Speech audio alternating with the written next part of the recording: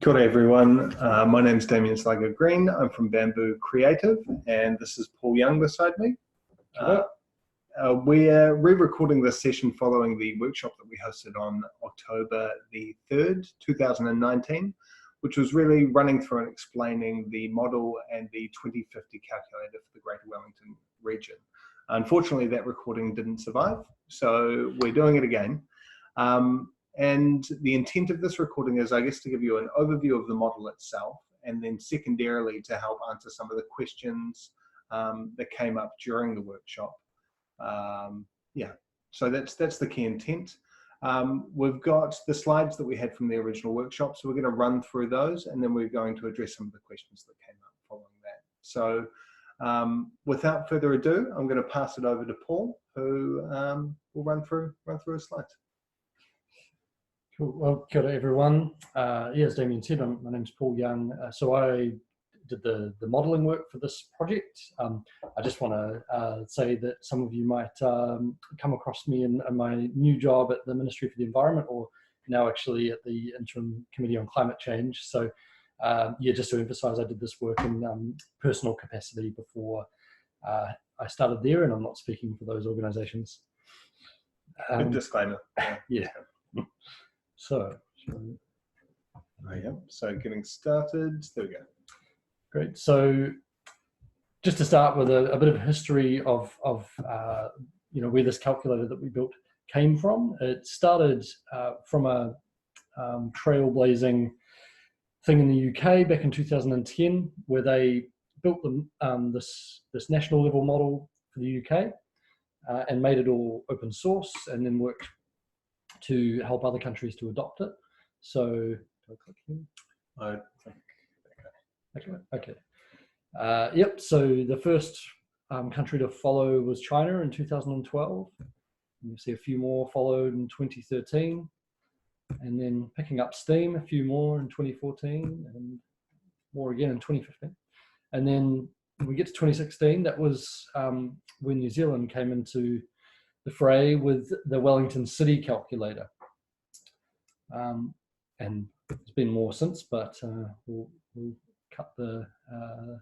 Most of the calculators before then were national calculators, were they? Yeah. Beijing had done a city calculator beforehand? That's correct. Yeah. So mostly at the national level, doing, like Damian said, just Beijing. So Wellington was, one of the first attempts to do a city level one. And what you're seeing here is just a screenshot from that calculator, which you can still access online. Yep. Carboncalculator.org.nz. I think, is it climate calculator? Oh, is it carbon? Okay, I'll check that out. I'll check. So this used in some ways this is a proof of concept for New Zealand, and it used, I also worked on this one, it used the online tool from the UK version with a few minor tweaks, and we made a few tweaks behind the scenes as well to the model. I stand corrected, climatecalculator.org.nz. And so now what we're talking about is this regional calculator, which we've now built. And as you can see, cosmetically, it's very different. So do you want to speak at all to the work on the user interface? Yeah, thanks. So we did a bit of a revision of the user interface, primarily because with the last calculator, there were two big things. It wasn't available or wasn't accessible via mobile. So if you go to climatecalculator.org.nz, I'd recommend doing so via a desktop device. Secondarily, I think there were some changes that we made. You'll see in the top left-hand corner, there's the ability to be able to jump between the Greater Wellington region and the different territorial authorities. And then secondarily, with the levers on the right-hand side, we actually aggregated those up into different supply-side levers. So as opposed to having a whole bunch of individualized levers that were all kind of listed in series, we've grouped them according to the supply areas, so electricity supply or agriculture and forestry. And the intent there was that you'd be able to adjust all of those levers simultaneously, or you could jump into the lever group and adjust each of the levers individually and see what the impacts associated with those lever changes would be. Yeah. Cool. So what we're going to do now is talk about some of the detail under the hood for the regional calculator. And so starting out, just to get a sense of the structure of the calculator, this slide shows you a bit of a schematic of how the different sectors that it covers and how they link up, and the different sort of components of those. So, for example, looking at transport there, which is a source of energy demand. We've got these broken down into different sub-sectors, I guess, of passenger travel, freight travel, so trucks and rail, aviation and marine. And you'll notice with some of the arrows here, there are links between, for example, like the agriculture and forestry sector, and then the energy demand and potential energy supply that they contribute. So, for example, biomass particularly from the forestry sector, feeds through as, so the more forestry is, the more potential biomass supply there is. Looking at diving into one of those areas shown on the schematic and looking at how that calculation sort of happens within the calculator. That's slide here is showing what we call a driver tree. It's basically just a visual representation of a calculation. So from going from right to left, I guess, from the inputs to the ultimate output we're interested in, which is how much energy demand is there by different fuels, so oil, electricity, etc., because that's what we need to calculate the emissions. And so, as you can see here, the different orange boxes are all drivers, which you can, and these are I've called them slider assumptions here. These are things that you can change in the tool. So there are things that can change in various ways in the future, depending on how much effort we take to reduce emissions. And generally, so those are all independent levers in the tool. And in some cases, we've got some fixed assumptions too, like in this case, population. There's just one central trajectory for population in the future. And those population figures were based on estimates that came out of where? Stats New Zealand. Stats New Zealand. Yeah. Yep. So I think we'll talk more about data and going for later in the presentation. But as much as possible, trying to use published official sources.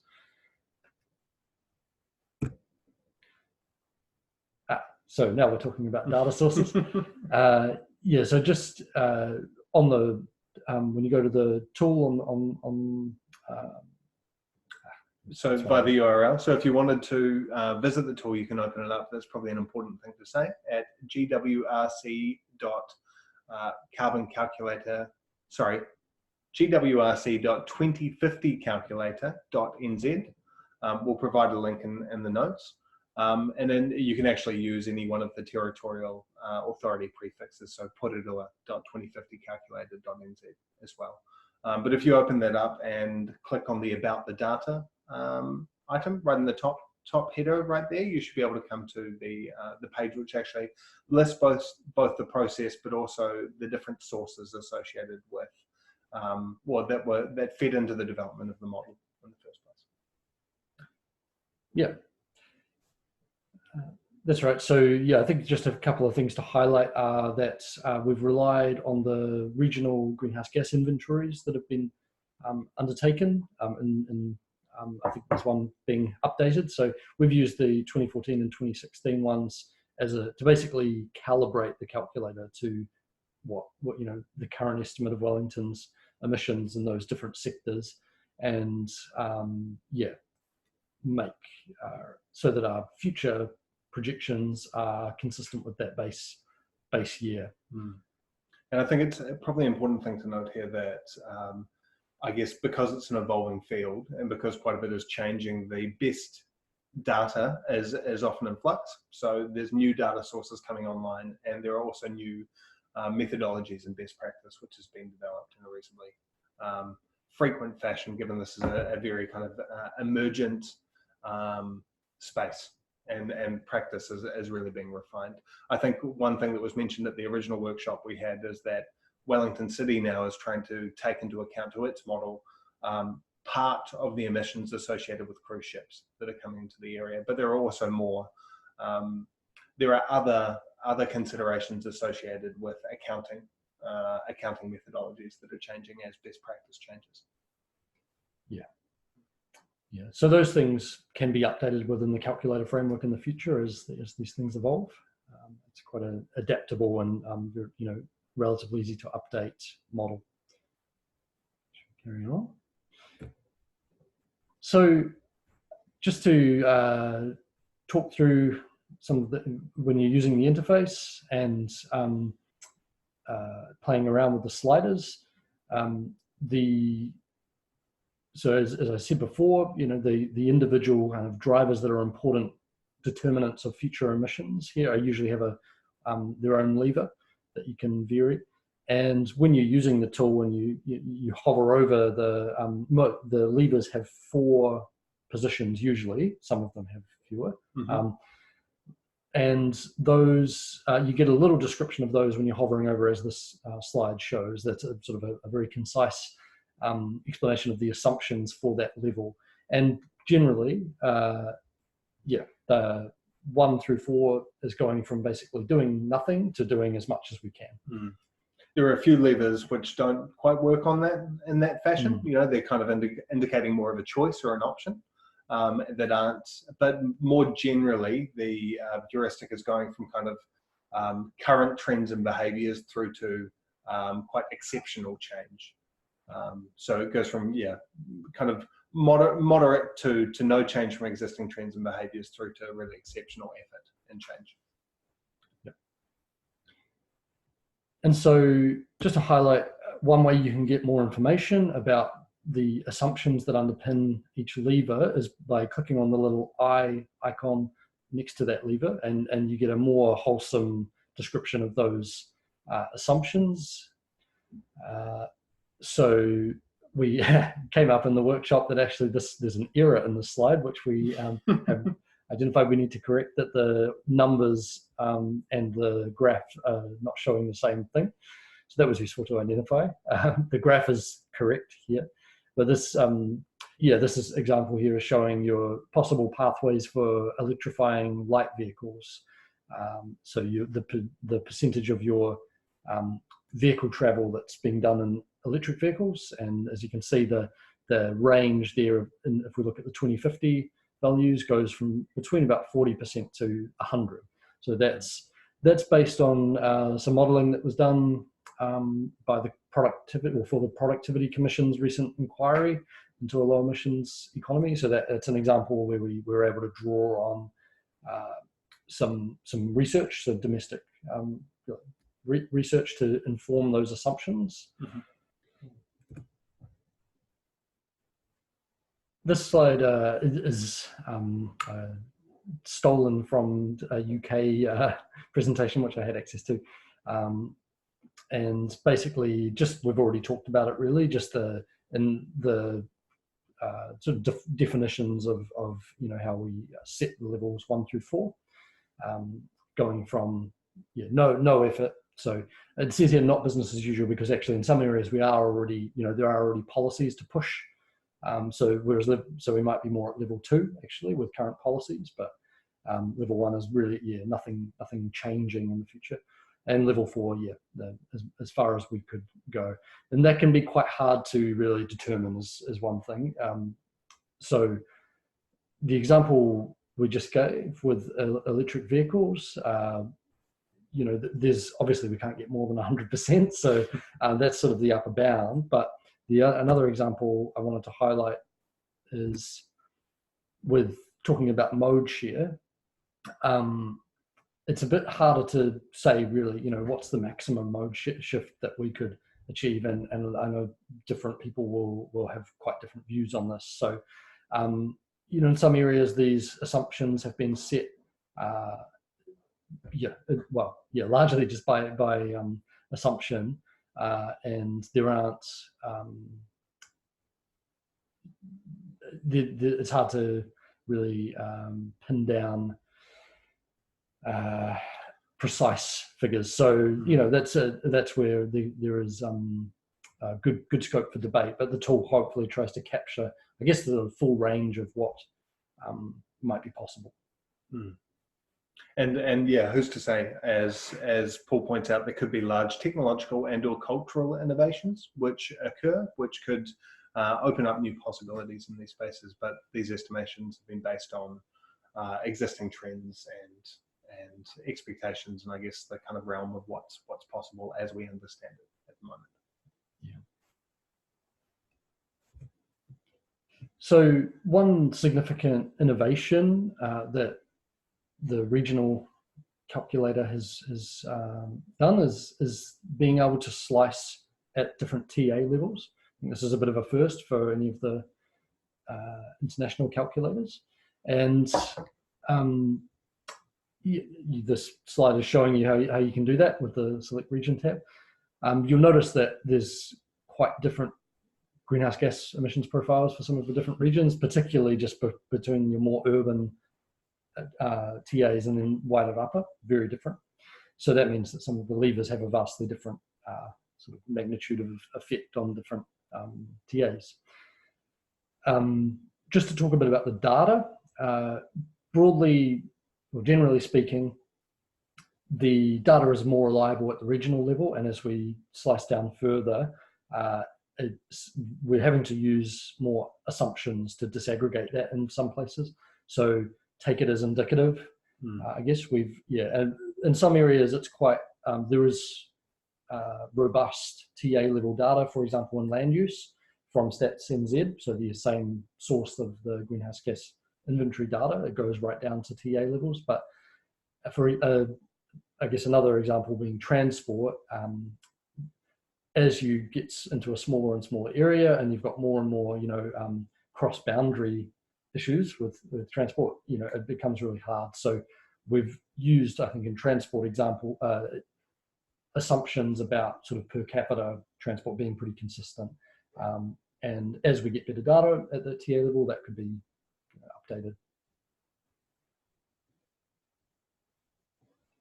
Yeah, no, I think it covers it really well. Yeah.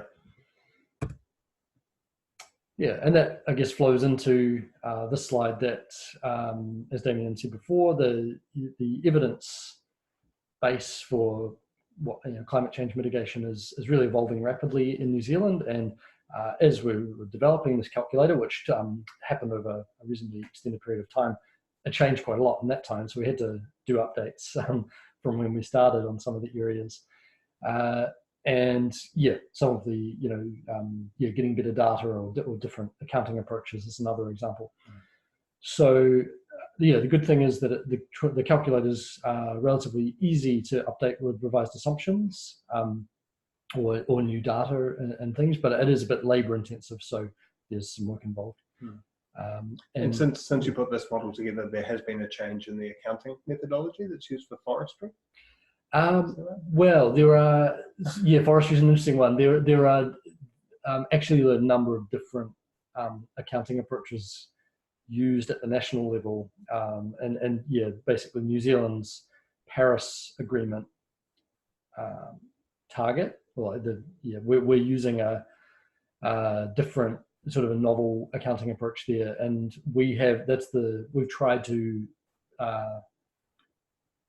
use that approach in the calculator, but it does differ from what's in the greenhouse gas inventory, the regional greenhouse gas inventories. So that's an example where you'll notice differences, and it's an example where there will be future changes around that, because there have been in the past. So it's important. I guess thinking for keeping this tool relevant, it'll be important to be tracking those things. Yeah, another example I mentioned in the workshop was that just after we finished doing all the data work, a quite big report came out from the government's biological emissions reference group, which had a lot more information about things that could be done on farm to reduce emissions. So we weren't able to include that, unfortunately, but it's, maybe for a future update. Ready and waiting. Yeah. Awesome. Thank you. That's it. We'll take a short break and then we'll come back. It won't seem like a short break to you. And then we'll come back with some questions. So,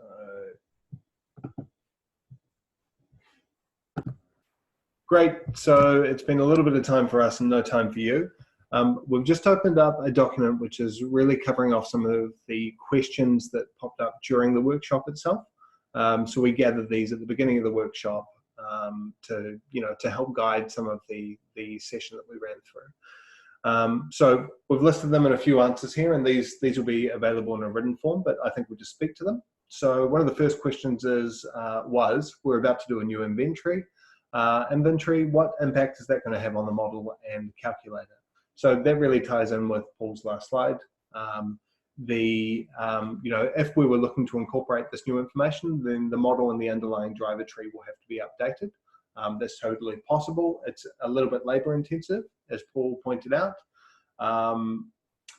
But we'll be able to do it, and subsequently there'd also need to be some changes made to the calculator in order to take into account this new data and new information. So what data are used? Again, that speaks to you can find out more information on the About the Data page. There's a whole range of different data sources which have been incorporated. The main one being the original greenhouse, or the 2014 greenhouse gas inventory that was taken into account. Would you say, Paul? Yeah, that and the 2016 inventory. Yeah, we sort of they're both drawn on. Mm-hmm. Cool. And there's a whole bunch of other data sources, as Paul pointed out earlier. There's information from the Productivity Commission, information from stats. There's a whole bunch of different data sources which were pulled on for specific information. So this is a really good question. I guess the question is, how do we use this tool in our work? So if I'm sitting down with officers, or if you're sitting down with officers, how do you use the tool in a really succinct way? I think an important thing is to probably take much the same approach that we used during the workshop. So given that you've given a small introduction to the tool and what it's used for, maybe start by harvesting some questions from people that are in the room. If they have some questions about how it can be used, about what information it covers, about what they were hoping they might be able to find out by using it, then really use this to guide your approach. Secondly, I'd also say that in that original slide or in that presentation, which you'll have the link to and you'll have access to, we've listed some activities or some exercises. And I think these can be really useful in helping people to understand, I guess, the wider capability of the tool, but also some of the limitations and opportunities associated with it. So one of the exercises that we ran was an exercise around individually which levers are going to have the biggest impact on emissions. And I think one activity we actually took out two of the levers that independently have the biggest impact, to allow people to really step into those secondary elements and secondary levers to understand what the connections between them are, but also which have the biggest impact. And important to note again that one thing that you should be trying to highlight or inviting people to find out is the fact that a lot of these are interdependent. So if you're changing information in one area, for instance, biofuel production within Wellington, and you're not changing, you're not increasing the amount of EVs, then emissions will still be reduced, just because the assumption is that those biofuels will be feeding into fuel stock. Yeah, would you like to add anything else to that, Paul? Do you think there's... Yeah, that covers it. Yeah, another example, or just to talk about interactions. How clean the electricity grid is makes quite a difference to levers where you're, say, electrifying, transport or heating. So the cleaner the electricity grid is, the more bang for your buck, basically. So that's another example. Yeah, definitely. And equally, sorry, just to pull on another one that comes to mind, if you're looking at land use change, so you're looking at planting more trees. Again, some of the levers associated with the type of trees that are being planted have quite a big impact. But important to note as well that I guess this tool is specifically focused on emissions. There are other considerations associated with things like biodiversity and the other impacts associated with land use that this doesn't take into account too, but are important considerations. So what are the constraints of the tool? The primary constraint is the fact that it's policy agnostic. It's speaking about the outcomes, not how you achieve those outcomes. So, sorry, just getting a call. So yeah, that's an important thing to consider, is that we haven't matched up any of these outcomes or any of the levers to specific policies. That's really your job. And well, it's really all of our job, and I think that there's an opportunity there to use this as a tool to really help educate and guide the audiences that we're working with as to what policies might be needed to achieve some of these outcomes that we're speaking about. But the tool itself is policy agnostic. Do you say anything else to that, Paul? Covers it. Oh, so another thing just that comes up in questions a bit is whether it sort of captures all the emissions, and this is sort of an accounting thing in part that there's an increasing focus around consumption emissions. So the approach used both in the inventory, the regional greenhouse gas inventory, and the calculator is this territorial emissions approach, or maybe supply side approach. So basically emissions associated with burning, like emissions from activities within the Wellington region, and that does include electricity use, even so through the national grid, but it doesn't include emissions embodied in products that we buy. So, for example, buy stuff from the warehouse or buy food that's been produced outside of the region.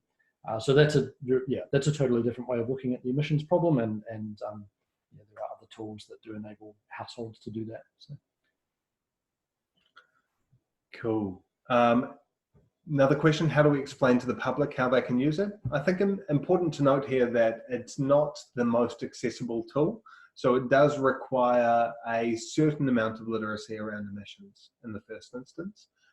If you were wanting to use this tool, I think that it would probably need a layer over and above it, which was more driven by a storytelling approach that allows people to understand their own place, that helps bring some of the key insights that are provided by this tool, in a digestible format. Because I guess that because of the complexity, because of the density of the tool, unless people already have quite a lot of interest in this space and are reasonably knowledgeable in this area, it might be hard for them to get into it.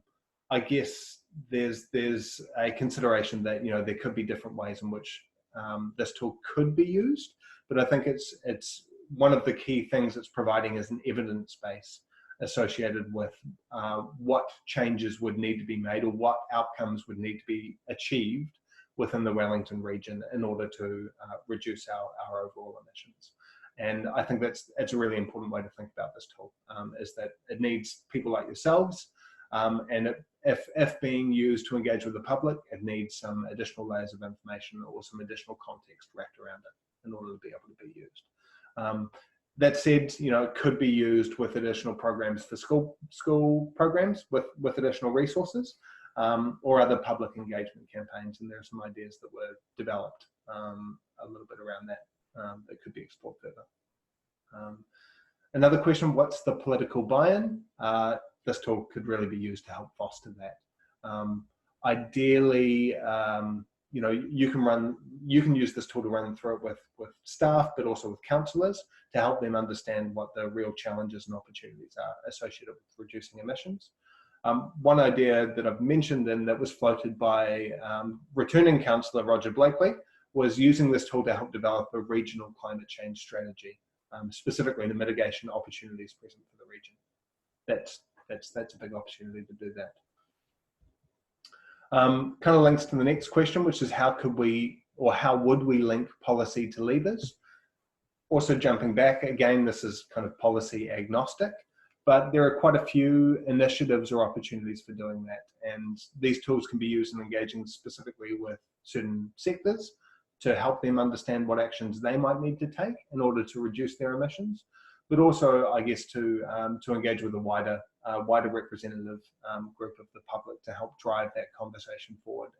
If the Greater Wellington Regional Council was wanting to put together a regional climate change strategy, it could do so via climate assemblies, which have to some success been used overseas, both in Ireland and the UK, and are being touted by groups like Extinction Rebellion as a way of really engaging with the public to help them understand and to help gain support for the actions needed at a policy and action level. Finally, what are the levers with the biggest impact? If we're thinking about this in a really atomized fashion, I've made a list of them right here, but again, these are assumptions made only if you're adjusting single levers. So important here to note the differences and the different outcomes that you'll get if you're playing around with multiple related factors, because this model is based out of these intersecting or interrelating levers. So yeah, we've listed a few of these here. The biggest one by far, if we're looking at a regional level, is land use and land use change, followed by electrification of light vehicles, and then biofuel supply. But for instance, this biofuel supply number, if you've electrified vehicles, that won't necessarily have as big an impact. Did you want to speak to that any further, Paul, or do you think that? I think that's covered it. Yeah, there are, although, yeah, you will see, I think, biofuels is one of the only options in the calculator for reducing aviation emissions. Obviously, electrification less of a potential there, although who knows. But yeah, yeah, as you switch the light vehicle fleet onto electricity, then yeah, the impact of the biofuel lever will reduce. Cool. And then what else have we got? Livestock emissions. So yeah, there's two different levers for reducing the emissions intensity of livestock. One being a new technology. So this is the likes, of a methane vaccine, if that can be developed. And then the other lever is change in practices. So that would be sort of more efficient use of fertilizer and feedstocks. Yeah, and I think also sort of breeding more efficient animals might fall into that. Yeah, they all make quite a big difference on their own. Although some of those, they're not just one thing within a lever either. That's actually, as we've talked about, that there are a few different things in there, grouped together that together make quite a large impact.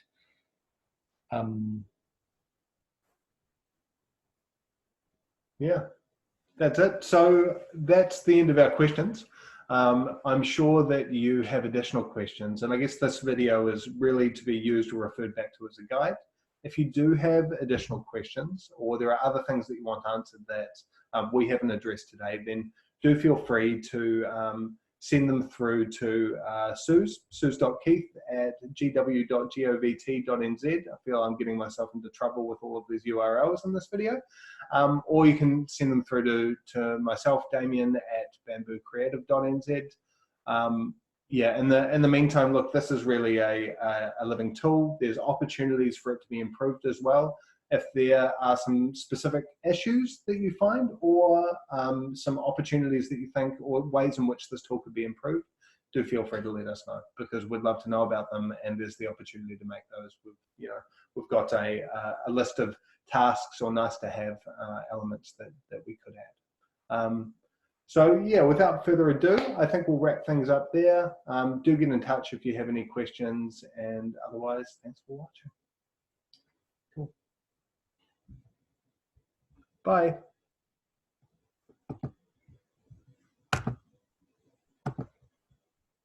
Cool. Stop.